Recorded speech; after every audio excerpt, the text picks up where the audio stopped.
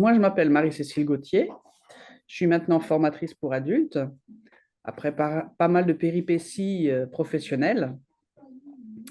Euh, j'ai réussi à avoir mon diplôme en mai 2023 et en juin 2023, le jour pile poil, j'ai réussi à décrocher un poste de formatrice euh, dans un organisme de formation sur Valenciennes.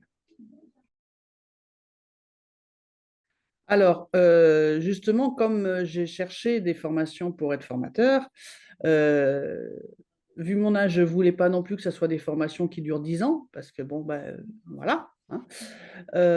J'ai cherché bien sûr sur Internet avec les centres de formation qui étaient justement aussi en rapport avec à ce moment-là Pôle emploi. Et ben, je voulais quand même quelque chose qui soit sérieux et tout ça. Et apparemment, ça avait l'air d'être sérieux. Hein. Et ça marchait aussi au niveau du CPF et tout ça. Donc, comme c'était une formation relativement courte, on va dire, et en même temps pas trop tardive dans mon calendrier, dans le sens où je ne voulais pas rester au chômage trop longtemps après ma DVE, euh, j'ai choisi Scola. Mon parcours, c'est que, en fait, au départ, je suis aide-soignante. Euh, Dû à un accident de travail, je ne peux plus être aide-soignante. Et depuis que je ne peux plus être aide-soignante, j'ai essayé de faire beaucoup de choses, entre autres de la comptabilité, mais ça n'a pas été très concluant.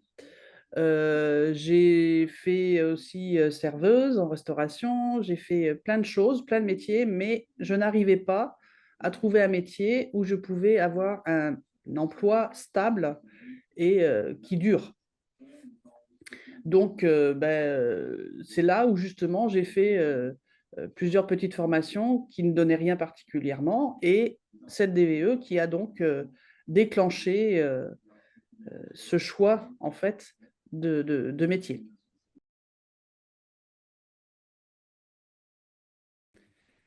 C'est comme je disais tout à l'heure, en fait, j'aime bien transmettre des choses, j'aime bien aider les personnes avec qui je suis. Hein.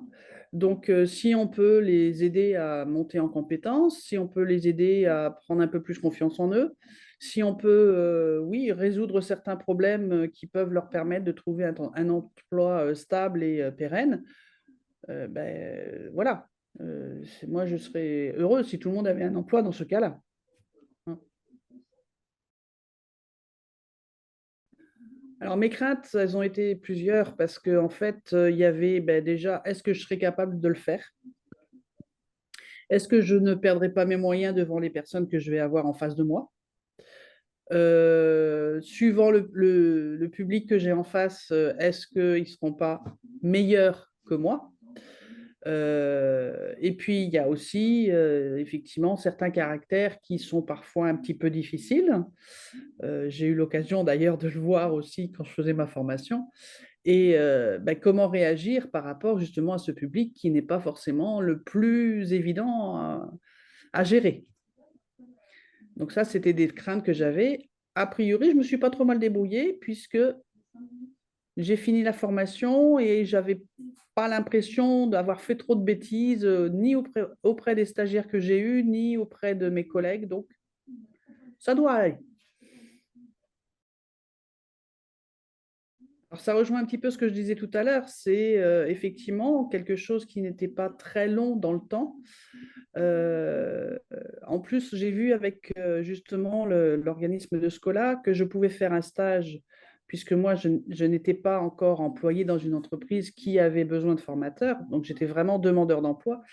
Et ce stage, ça m'a permis de voir justement vraiment la réalité du métier et de mettre en pratique vraiment les cours au moment où on les avait, voire même de mettre déjà en pratique avant d'avoir les cours en question.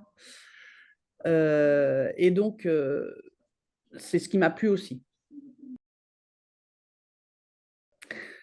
Alors pour le stage, en fait, j'ai pas eu trop de difficultés puisque avant même de rentrer à Scola, j'avais commencé à faire mes recherches puisque je savais qu'il me fallait un stage pratique. Donc j'ai fait en fait seulement deux organismes. Le premier où j'avais fait ma DVE ont préféré puisque j'avais été justement stagiaire chez eux, ne pas me prendre, ce que je comprends tout à fait. Et le deuxième organisme, en fait, a tout à fait accepté et j'ai eu l'avantage de faire mon stage, en fait, du mois d'octobre jusqu'au mois d'avril. Donc, j'ai vraiment vu toute une session de formation de A à Z. Donc, c'était vraiment très enrichissant.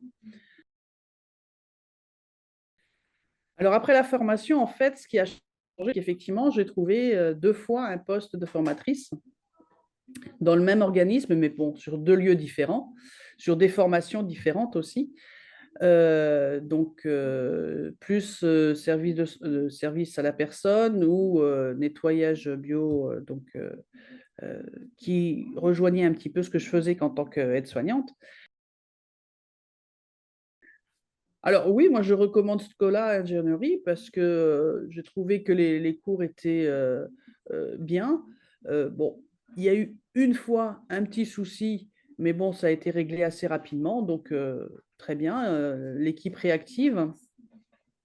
Et puis, l'avantage, c'est quand même que si on a des soucis de compréhension et tout ça, moi, je sais que je suis tombée dans une équipe de stagiaires qui, justement, il y avait une entraide, il y avait vraiment du dialogue entre nous, que ça soit au niveau de l'équipe apprenante ou de l'équipe qui nous apprenait.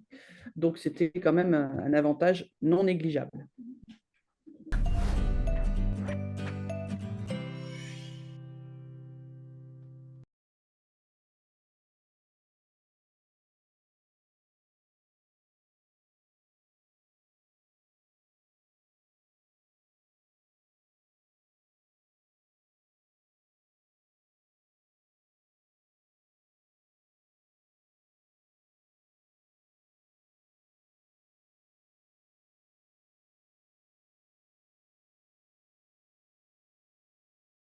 Alors, en fait, mon parcours, c'est que j'ai fait une DVE parce que ben, j'étais un peu perdue justement pardon, au niveau professionnel. Ben, je ne savais plus trop quoi choisir comme métier vu que j'ai un handicap reconnu.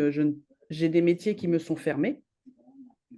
Et donc, lors de cette DVE, j'ai découvert, disons qu'on m'a mis le doigt dessus, ma capacité à être quelqu'un qui a une facilité pour apprendre aux gens et pour les écouter, pour essayer justement de les aider à évoluer dans le bon sens. Et on m'a dit, ben, pourquoi tu ne deviendrais pas formatrice? Et donc, ben, finalement, je me suis renseignée. J'ai fait un petit stage aussi de formatrice dans l'enceinte du centre de formation où, en plus, c'était des personnes en situation de handicap. Et effectivement, c'est quelque chose qui m'avait bien plu. Donc, ben, je me suis dit, pourquoi pas, après tout, me lancer et faire de la formation. Voilà.